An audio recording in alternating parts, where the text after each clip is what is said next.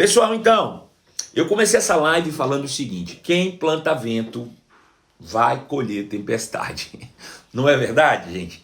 É ou não é verdade isso? Quem planta vento acaba colhendo tempestade. Isso é mais um ditado popular, mas também é uma releitura da lei da semeadura, né? Quem planta vento acaba colhendo tempestade. Isso é inevitável, não adianta. Se a gente planta, vai acabar colhendo em determinado momento. Então, a nossa colheita, né, esse princípio, a lei da semeadura, que é um princípio tão atuante na vida humana, né, está presente em todo o tempo na nossa vida, ele precisa ser atento, né? A gente precisa estar atento a isso, a pensar direitinho em cada uma das nossas ações, naquilo que nós estamos de fato plantando. A gente já falou aqui, é uma realidade, que o plantio é uma escolha, né? Mas a colheita ela sempre será obrigatória. A gente escolhe o que planta, o que colhe não. Então cuidado, muito cuidado com as ações. Isso leva a gente para um nível de responsabilidade bem grande, né? Com aquilo que a gente fala, com aquilo que a gente faz. Realmente tem que ser observada com carinho para que a gente não entre realmente em problemas sem necessidade. Pense antes de falar, pense antes de agir. Não seja imprudente com as suas ações, com as palavras que saem da sua boca, porque tudo isso vai fazer com que você realmente receba de volta em quantidades maiores. A gente normalmente não está atento às nossas sementes. A gente normalmente não está ligado quando estamos semeando. Mas tudo que semeamos, vamos acabar colhendo, né? Aquele que semeia vento vai acabar colhendo tempestade mesmo, não tem jeito. Então é muito importante, irmãos, que nós, os cristãos, pelo menos nós, os cristãos, nós tenhamos responsabilidades com as nossas palavras e com as nossas ações. Cabe a cada um de nós essa autorresponsabilidade de autoanálise, de pensar antes de agir, de pensar antes de falar, de pensar antes de fazer. Pensa direitinho naquilo que você vai fazer, porque tudo que você vai plantar vai acabar colhendo. E vai colher coisas que você não quer muitas vezes, né? Infelizmente, a gente vai acabar chegando no momento e vai dizer, poxa vida, por que essa colheita hoje, né? Porque você acabou plantando ontem. Algumas coisas vêm como intempéries da vida, não são colheitas, né? Na verdade, é tentativa do diabo de nos empurrar coisa ruim. Essa você não precisa aceitar, não. De fato, quando as coisas se levantam pelo mundo, você tem a palavra de Deus e você pode recusá-la. Mas, infelizmente, existe realmente o retorno daquilo que você faz, daquilo que você fala e daquilo que você planta. Então, fica ligado. Porque muitas vezes nós não atentamos para a nossa própria semeadura e estamos constantemente questionando a nossa colheita. É inevitável ou invariável. Quem planta certamente colherá, né? Então vamos pensar nisso, vamos ficar atentos, né, àquilo que nós falamos, àquilo que nós fazemos, para que a gente não venha realmente sofrer, né, desnecessariamente. Uma das formas que eu vejo que a gente pode treinar a nossa vida para o plantio é dentro da nossa própria casa, nas relações mais íntimas. Pensa como você está tratando as pessoas que você diz que ama. Pensa bem direitinho nisso. Pensa bem direitinho as pessoas, né? Não haja com as pessoas de acordo com o momento.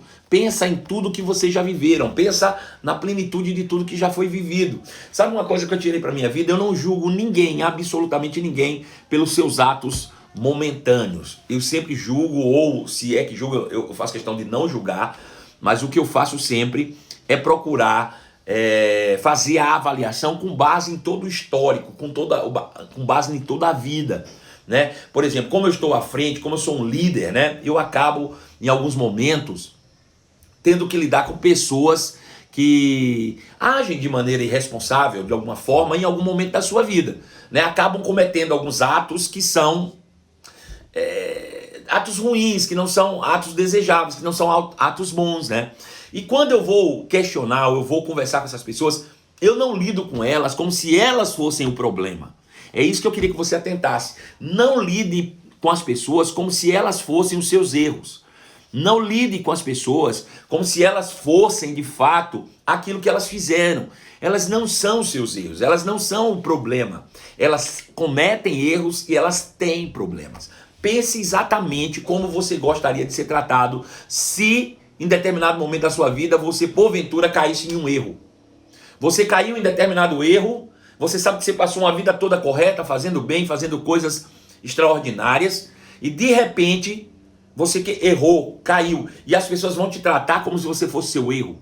Você gostaria de que as pessoas te tratassem naquele momento pelo seu erro ou pelo seu histórico de vida? Responde isso para mim, por favor. Se você errasse hoje, você gostaria que as pessoas te tratassem pelo erro que você cometeu ou pelo histórico da sua vida? Enquanto isso, eu quero mandar um abraço especial para a Evelyn, a minha maquiadora oficial aí do programa Conselho Amigo, Soltando Verbo. Evelyn, um grande abraço para você, filha. Você é muito especial. Estamos com saudade, viu? Hoje pela manhã mesmo acordei orando por você. Orei por você logo pela manhã, né? Então, a Cristiane Lourenço disse que ela prefere ser julgada pelo histórico, né? A Pietra Costa Longa diz: eu ficaria bem triste. A Denise diz que gostaria de ser pelo histórico. Claro, pelo histórico. Só que pensa, quando você normalmente se depara com pessoas que cometeram erro, você julga elas pelo erro ou pelo histórico? Agora responde para mim com sinceridade, né? Responde para mim com sinceridade. Você, quando vê alguém errando, você trata essas pessoas pelo erro ou pelo histórico delas? Normalmente. Seja honesto com você mesmo e pense aí. Não precisa nem responder, que talvez você não tenha coragem de responder. Veja, é isso que eu estou dizendo para você. Cuidado como você age. Trate as pessoas como você gostaria de ser tratado, né? Trate as pessoas não pelo aquele momento, não pelo erro, né? Mas a gente costuma tratar as pessoas pelo erro e querer ser tratado pelo nosso histórico. Veja, o nome disso é falta de misericórdia. É isso, né? Então a gente às vezes age sem misericórdia e deseja misericórdia. A gente só vai colher misericórdia se a gente plantar misericórdia. Então a partir de hoje, quando você vê alguém errar, não o trate pelo erro. Ele tem uma história. Ele não é o seu erro. Essa pessoa não é o seu erro. Atente para o conjunto da obra. Atente para tudo que foi ocorrido durante todo o tempo que você conhece a pessoa, que você se relacionou com essa pessoa. Pense que você às vezes pode jogar no lixo toda uma história de superação, uma história de vida, né? Por quê? Por causa de um erro de alguém. E você simplesmente ignora tudo que essa pessoa fez com você. Isso é muito comum. Eu vou te dar um exemplo claro. Uma vez eu estava muito triste mesmo, muito chateado por causa de algo que tinha acontecido. Eu tinha investido muito na vida de uma pessoa, desejava que essa pessoa se desenvolvesse como ministro, investi a minha vida na vida dessa pessoa, e essa pessoa simplesmente me traiu, me deu um chute nas costas. Eu não revidei, não fiquei com raiva, deixei pra lá. Essa pessoa saiu do meu ministério, disse que abriu um ministério próprio. Fiquei chateado, por quê? Porque eu tinha investido nessa pessoa. Eu tinha me dedicado e a pessoa ignorou tudo o que eu fiz, simplesmente foi lá e fez o que ele quis fazer e decidiu fazer. Tudo bem, é um direito dele, as pessoas fazem o que quer. Eu fiquei muito chateado e muito triste. E o Senhor me levou ao texto de Hebreus capítulo 12, quando ele diz: atente bem sobre a vida de Jesus, que suportou tamanha oposição dos pecadores contra si mesmos. Veja, a Bíblia diz que a gente precisa atentar para a vida de Jesus, que suportou tamanha oposição dos pecadores contra si mesmos, para que a gente não venha desanimar na carreira. Veja, Jesus veio para a terra para morrer pelos pecadores. Ele veio para a terra para dar sua vida por aqueles que haviam cometido pecados. E foram exatamente aqueles que haviam cometido pecados que ficaram contra Jesus. Foi exatamente eles que se puseram contrários a Jesus. E o Senhor me fez lembrar algo. Ele disse assim: Marcelo, quantas pessoas Jesus curou? Eu disse: muitas. Quantas Jesus consolou? Eu disse: muitas. Quantas famílias ficaram alegres porque Jesus trouxe os seus mortos de volta à vida? Eu disse: muitas. Quantas ele alimentou com pão e com peixe? Eu disse: multidões. Pois bem, você acha quantos milagres ele fez? Ele disse: bom, João diz que nem todos os livros daquela época seriam capazes de registrar todos os milagres que Jesus fez. E Jesus não fez milagre com plantas, Jesus fez milagre com pessoas. O Senhor me levou a pensar nisso. Eu disse: é verdade, Senhor. E ele disse: pois é, mas chegou um momento em que Jesus foi colocado sem pecado diante de toda uma multidão. E Pilatos disse: a quem vocês querem que eu solte? Barrabás ou Jesus? E as pessoas estavam lá embaixo dizendo: solta Barrabás, crucifica Jesus. Eu disse: foi verdade. Ele disse: pois é, onde estavam as multidões que ele alimentou, que não estavam lá defendendo Jesus? Eu disse: não sei. Ele disse: estavam lá junto com o coro gritando: crucifica Jesus. Onde estava o filho da viúva de Naim, que foi ressuscitado? Devia estar lá defendendo Jesus. Pense nisso. Deveria estar lá. Onde estava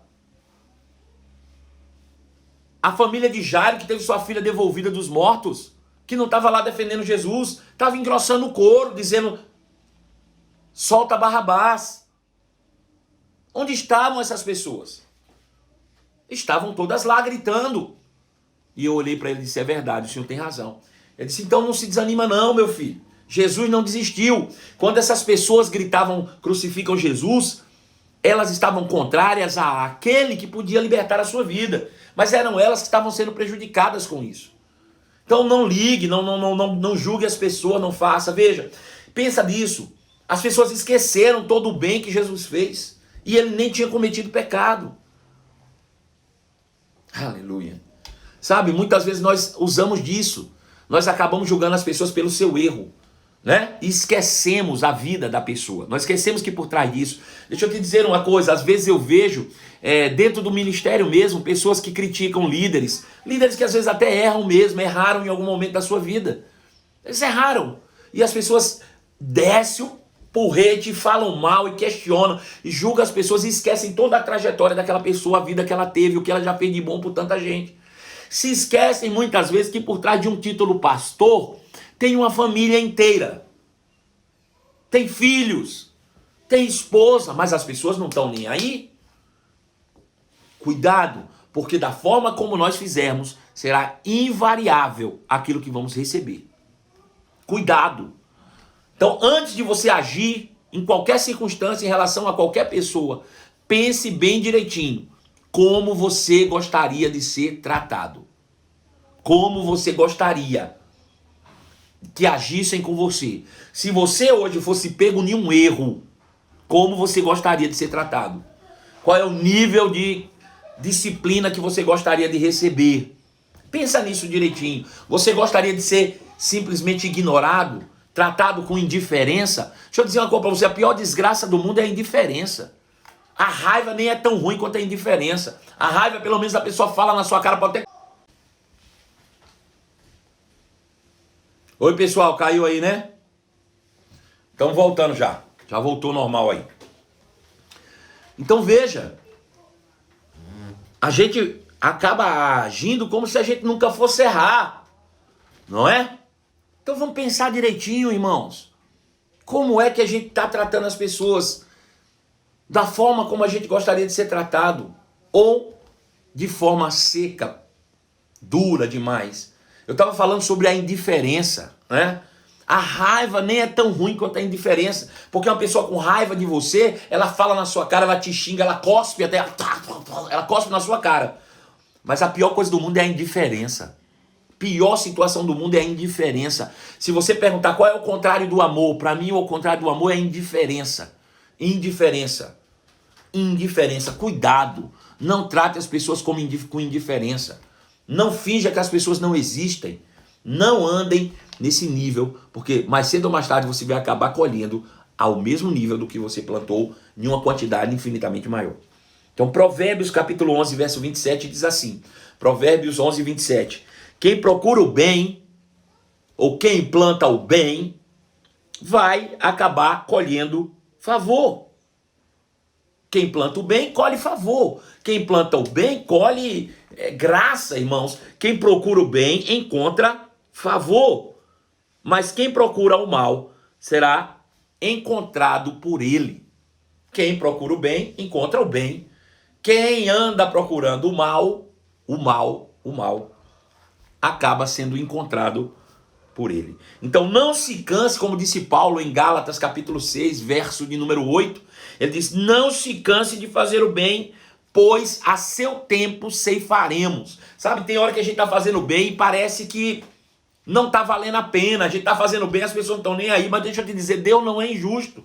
Você faz o bem aqui, ainda que a pessoa que recebeu o bem não tenha, de fato, te dado respostas desse bem que você tem feito, outro ali na frente vai te dar respostas. Então não canse de fazer o bem, porque ao seu tempo vai colher o bem, vai ceifar o bem, né? Então veja, Porém, quem pratica o mal, com ele estará frente a frente. Sabe? Às vezes a gente pensa no mal de forma abrupta, mas o mal pode ser sutil, o mal pode ser destilado em palavras doces, o mal pode estar em motivações e intenção do coração. Preste atenção naquilo que você tem semeado, para que você não venha cair em armadilhas. Provérbios capítulo 11, verso 28, diz assim: quem confia em dinheiro, em riqueza, certamente cairá, mas o justo florescerá como uma verde folhagem. Veja, servir ao dinheiro, servir à riqueza, nada mais é do que um plantio. Você escolhe a quem serve. Você vai escolher. Agora veja, a Bíblia nos orienta a não confiar na instabilidade da riqueza. Jesus disse que nós não devemos servir ao Deus dinheiro, que ninguém pode servir a dois senhores, mas é melhor a gente servir a Deus. Ele disse: buscar em primeiro lugar o reino de Deus. Não fique com Deus dinheiro, porque ele perde o valor com o tempo. Com o tempo ele vai realmente te derrubar. Eu conheço N situações, N histórias de pessoas que confiaram em dinheiro, confiaram na sua própria riqueza e infelizmente vieram a sucumbir em determinadas situações da vida. Perderam, irmãos, infelizmente, coisas preciosas porque confiaram, infelizmente, no dinheiro, né? Na riqueza. Então quem serve a riqueza certamente cairá, porém quem serve ao Senhor jamais lhe faltará frutos da sua obediência. Quem serve ao Senhor, irmãos, deixa eu te dizer uma coisa, vai ter vida plena, vida longa, né? Deixa eu dizer uma coisa, acúmulo de riqueza, irmãos, sem saber utilizá-la pode ser mais problema do que benefício, né? E eu vou te dizer, na volta de Jesus, o que a gente vai fazer com o dinheiro?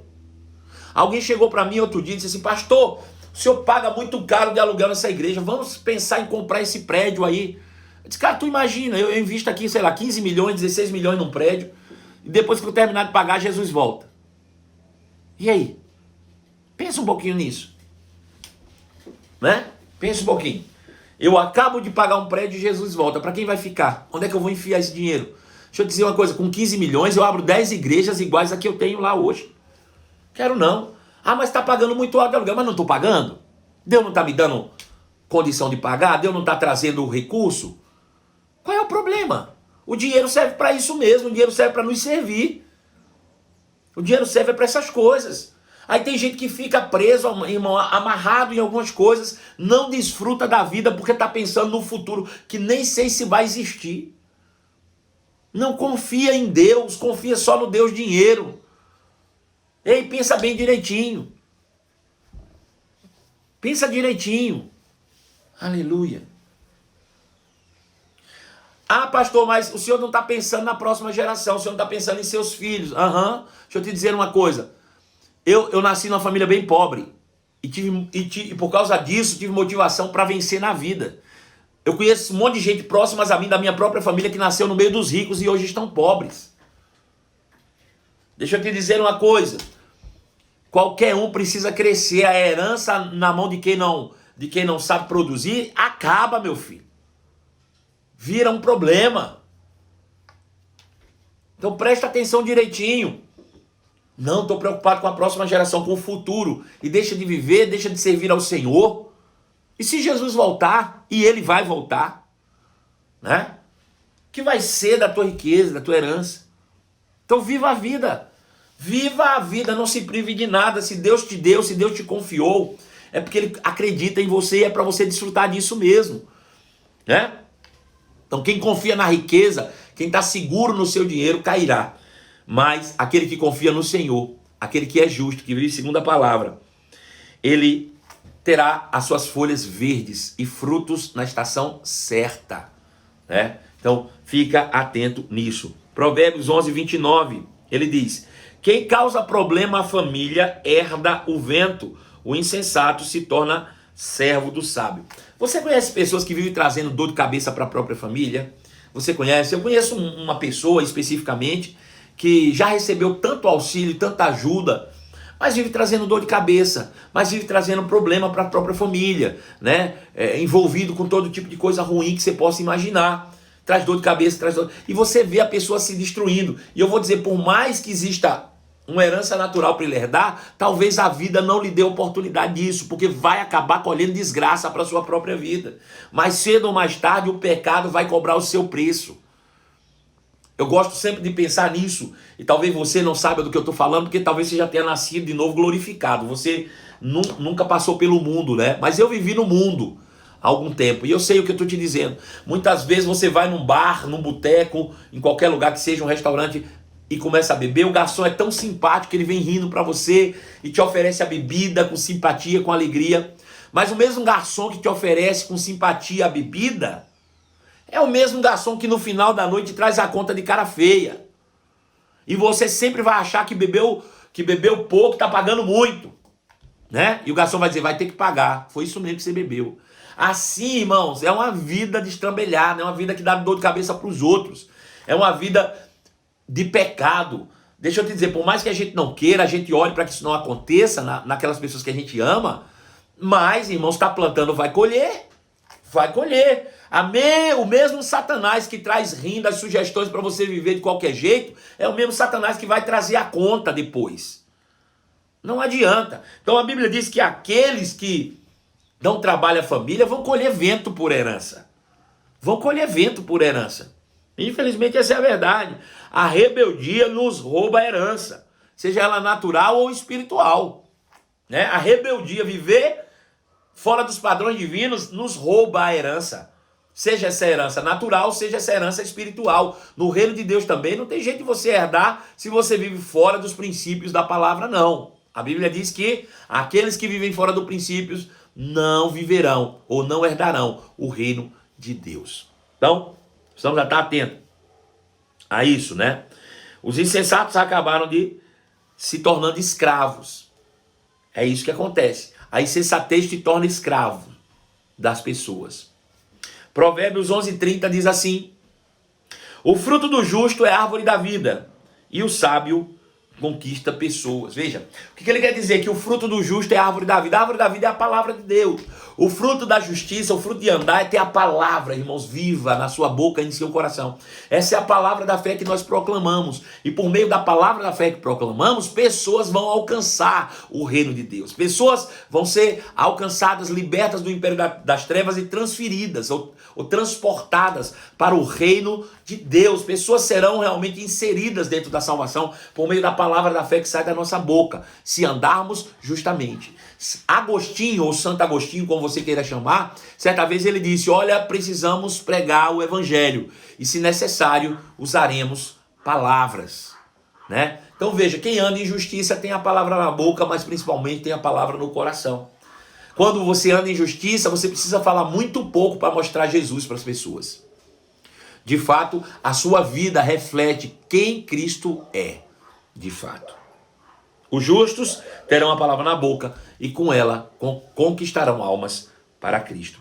Provérbios capítulo 11, verso 31, diz assim: se o justo recebe o que merece aqui na terra, quanto mais o pecador que é perverso.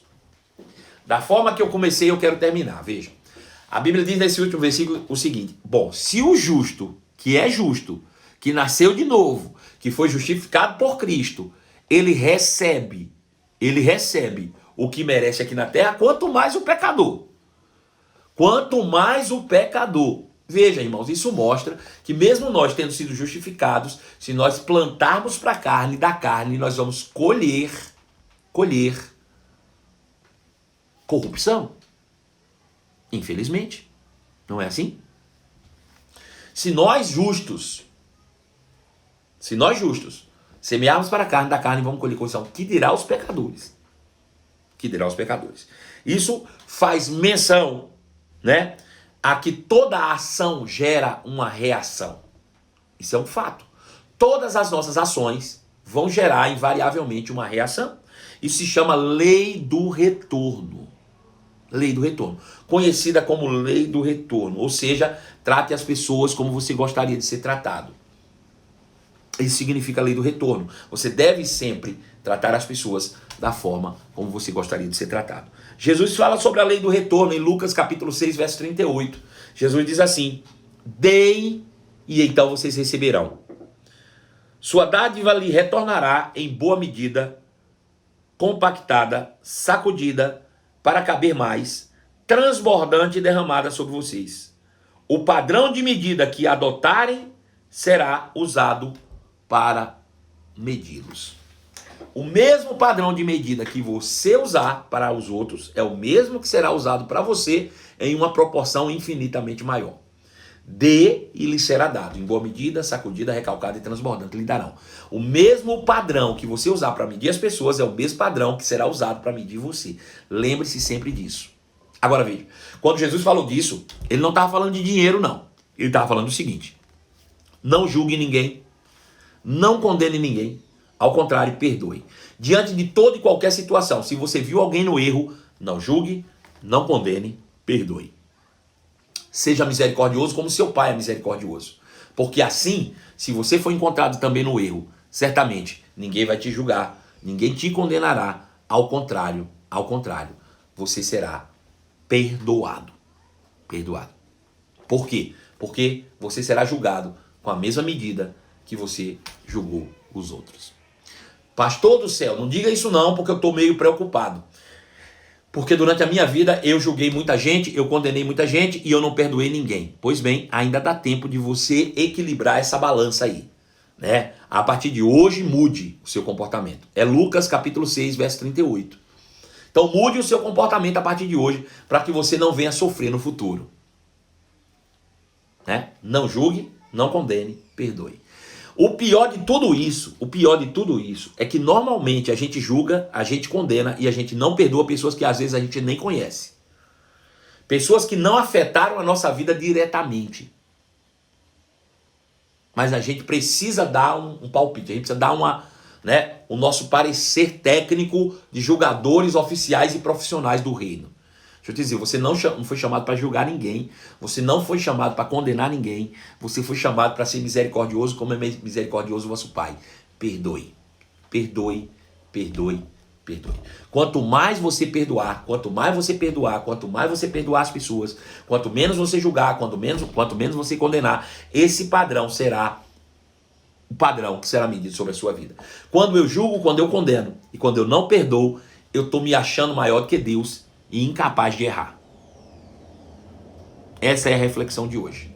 Se você se acha perfeito, incapaz de errar, então você tem todo o direito de julgar, condenar e não perdoar. Mas eu te digo uma coisa, aquele que nunca errou, nunca julgou, nunca condenou e nos perdoou. Melhor é seguir o seu exemplo. Bom, chegamos no final de mais uma live. E eu espero que você tenha gostado. Hoje é sexta-feira, amanhã nós temos live ainda, às 11 horas da manhã. E hoje à noite nós temos mais uma live incrível da nossa série A Verdade que Liberta. Quero agradecer a todos vocês pela audiência, pela presença de estar conosco e desejar a você um excelente fim de tarde aí, ou início e fim de tarde, nessa sexta-feira maravilhosa.